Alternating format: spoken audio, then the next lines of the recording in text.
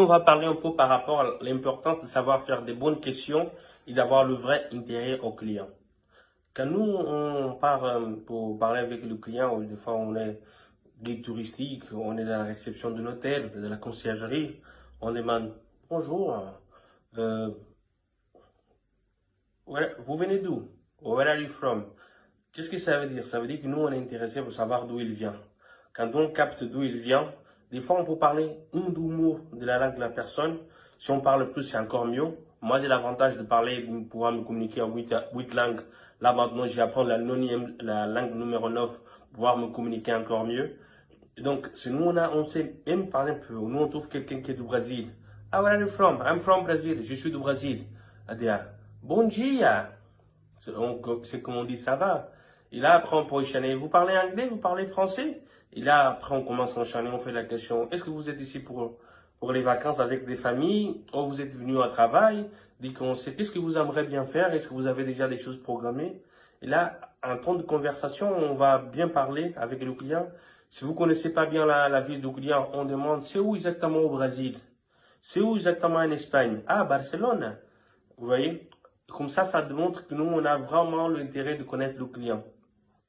Ce but-là, c'est de la conversation que nous, on va avoir avec les clients, les questions qu'on va lui poser, on va pouvoir avoir plus d'éléments pour pouvoir aider les clients et pouvoir savoir si nous, on a des propositions qui s'intéressent du client. Bon, des fois, les clients, ils savent déjà où il va y aller, comment il va, sauf qu'il manque de savoir comment il va y aller, c'est quelle la distance. Donc, nous, à part la question, vous voulez aller à Montmartre? Donc, d'ici à Montmartre, vous voyez, je vais prendre la carte de Paris. Vous voulez venir aller en métro ou aller en taxi, au Uber? Là, selon le client du métro. D'accord, on prend la carte. Bien, vous êtes ici, vous prenez la ligne A. Après, vous voyez ici, il y a le changement, vous changez. Ça, c'est des façons qui nous permettent d'avoir un meilleur relationnel avec le client. Après, quand le client il est parti, il revient, on se retrouve le client le soir ou le lendemain, on demande, est-ce que vous avez bien aimé la promenade à Montmartre? Ça a été bien, c'était vraiment ce que vous cherchez. Donc, c'est important d'avoir cette relationnel, cette communication. Ça nous apporte beaucoup plus. Un bon relationnel avec les clients. On ne faut pas oublier que les clients, c'est des relationnels. Ils nous ont fait confiance. On a un bon relationnel, plus de probabilité que nous, on gagne plus de pourboire. Ça, c'est inévitable. Quand nous, on rend du service à quelqu'un qui est perdu, ou bien qu'ils savent, mais ils ne savent pas comment il allait, on donne les propose des solutions moins chères, ou des solutions qui à lui, ça le convient. Des fois, c'est plus cher d'aller en Uber ou en taxi avec la famille, mais ils sont 6. Il y a 4 gosses. Il préfère, à lieu de prendre le métro à 6, il préfère prendre l'Uber. Donc, vous dites comment il va aller, où il doit se placer. Par exemple, à Montmartre, faut pas le dire qu'il sort à Moulin Rouge, parce que Moulin Rouge est en bas. On le dit, sortez à Sacré-Cœur. Donc, comment le taxi ou l'Uber pour le Sacré-Cœur. Donc, il est déjà haut, il visite. Après, pour descendre avec les enfants, c'est plus facile.